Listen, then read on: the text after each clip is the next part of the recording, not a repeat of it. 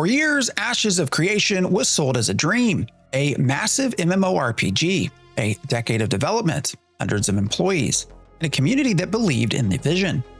But in early 2026, Intrepid Studios collapsed almost overnight. Hundreds of employees were laid off, vendors weren't paid, assets were foreclosed, and lawsuits started stacking up fast. This video isn't about rumors, it's not about Discord screenshots, and it's not about picking sides. It's about court filings. Because when you line up the lawsuits by the date they were filed, a very clear story starts to emerge. A story about money problems, a story about warnings ignored, and eventually a story about control. Let's walk through it, one lawsuit at a time. Lawsuit number 1, Aetna Life Insurance Company versus Intrepid Studios. The first crack shows up quietly. On June 26, 2025, Aetna, one of the largest health insurance providers in the country, sued Intrepid Studios in San Diego County. This wasn't a dramatic lawsuit, it was a bill collection lawsuit. Aetna said Intrepid owed around $81,000 for employee health insurance coverage that had already been provided. In plain English, employees had coverage, Aetna paid for it, Intrepid didn't reimburse them.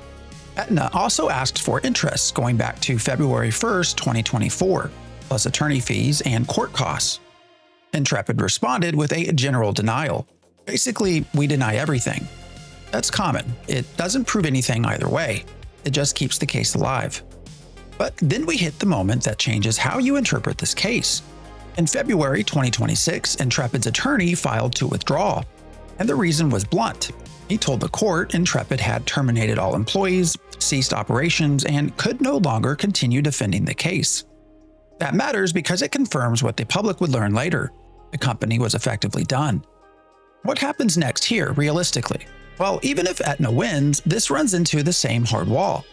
Intrepid went through an Article 9 foreclosure, and at this point, the company is basically an empty shell. So this case is likely to end up one of a few ways.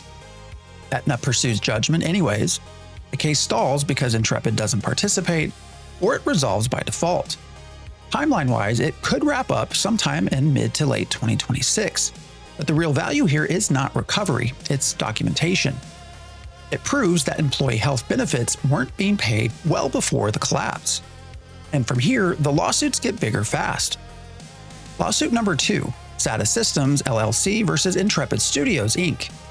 The second lawsuit is where this stops looking like routine cash flow trouble and starts looking like a studio in real distress. On December 1, 2025, SADA Systems sued Intrepid Studios in New York. SADA isn't a small vendor. They provide Google Cloud infrastructure, the kind of cloud services that powers servers, storage, and large-scale operations. According to the complaint, Intrepid and SADA entered a formal agreement in September of 2022. The relationship was simple. Intrepid used Google Cloud services, SADA paid Google. Intrepid paid SADA based on usage. And according to SADA, Intrepid stopped paying. By April 14, 2025, SADA sent a final demand for payment for about $852,000. Then, on April 21, 2025, SADA terminated Intrepid's cloud services.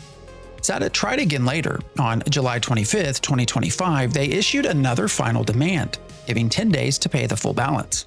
And again, no payment.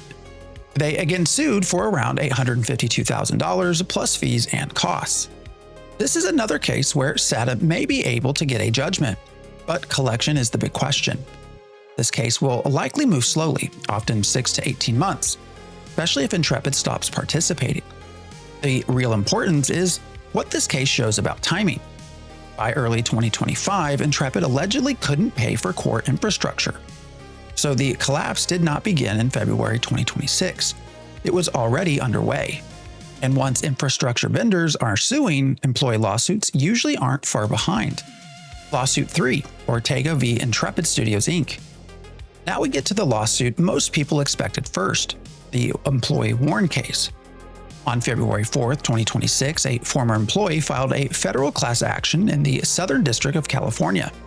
This case alleges violations of the Federal WARN Act and the California WARN Act. These laws exist for one basic reason. If a company is about to do mass layoffs, it needs to give workers 60 days notice. According to the complaint, Intrepid shut down operations on February 3, 2026. and at least 123 employees were terminated. Employees were given about 2 days' notice, not 60. The lawsuit seeks up to 60 days of back pay, the value of lost benefits, including health coverage, civil penalties, and attorney fees and costs. Intrepid appears to have not answered yet. And what happens here, realistically? Well, if Intrepid doesn't respond, the case could move faster than people expect. The plaintiffs can request entry of default, then default judgment. Default doesn't automatically mean money gets paid, but it locks in liability. Timeline-wise, default can happen in weeks to a few months. Full resolution could take 6 to 12 months, depending on the judge and filings. Even if recovery is limited, this case matters because it creates a clear formal record of what happened to employees. And then comes the case that takes the employee claims and points them directly at the people who still control the assets. Lawsuit number 4, Burdecki et al. V. Intrepid Studios, and now others. This lawsuit starts similar to Ortega, and then becomes something else entirely. The original case was filed on February 5, 2026. Then an amended complaint was filed on February 20, 2026. The plaintiffs are former employees, filing on behalf of themselves and a larger group of laid-off workers. It alleges Warren Act violations, unpaid wages, benefits issues, and more. The amended complaint expands the defendants. It goes beyond Intrepid Studios and names people and entities tied to control and ownership, including TFE Games Holdings. This is a big pivot, because the case is effectively saying if Intrepid is broke and empty, then this can't just be employees versus a dead company. This is about whether the new asset owner is responsible, a concept often described as successor liability. In plain English, if you take the assets, do you also inherit the mess? This is the most aggressive employee lawsuit, and it is likely to trigger serious legal fighting. Expect motions to dismiss, jurisdiction challenges, attempts to separate defendants, discovery battles. Timeline-wise, early motions and court rulings could happen in the next 2 to 4 months. Discovery could run 6 to 12 months. Full resolution could take 1 to 2 years. This case is not just about notice, it's about responsibility. And that's a major reason the next 2 lawsuits exist, because now the fight becomes owners versus founder, founder versus owners. Lawsuit 5, TFE Games Holdings LLC versus Stephen Sharif. Now the story turns inward. On February 9, 2026, TFE Games Holdings sued Stephen Sharif in Nevada. This matters because of where we are now. Intrepid has gone through an Article 9 foreclosure. Intrepid has no money, and its assets are now controlled by TFE. TFE's claims focus heavily on control of records and access. They allege that after the foreclosure, Sharif refused to hand over company records, including passwords, access to systems, and key business accounts. And because they claimed immediate harm, they went to court seeking emergency relief, a temporary restraining order or TRO. On February 19, 2026, the court granted the TRO. That's important. Judges don't grant TROs casually. It means the court believed there was a real risk of harm if it did nothing. TFE also alleges serious financial wrongdoing, including large sums of money that were allegedly not properly documented and claims tied to fiduciary duties. These are allegations, not findings. This case is already moving quickly. In the near term, I would expect the preliminary injunction stage, jurisdiction challenges, discovery fights over records. And timeline-wise, key injunction decisions can happen in weeks.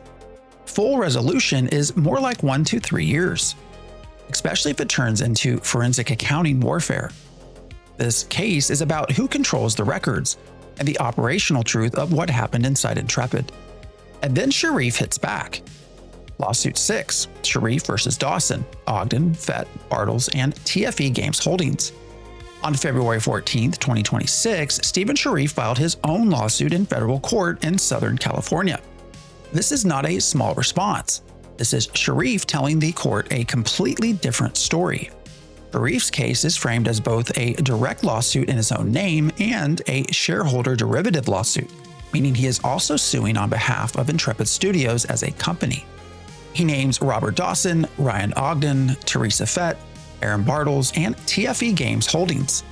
This lawsuit alleges the collapse and foreclosure weren't just unfortunate. Sharif alleges they were engineered.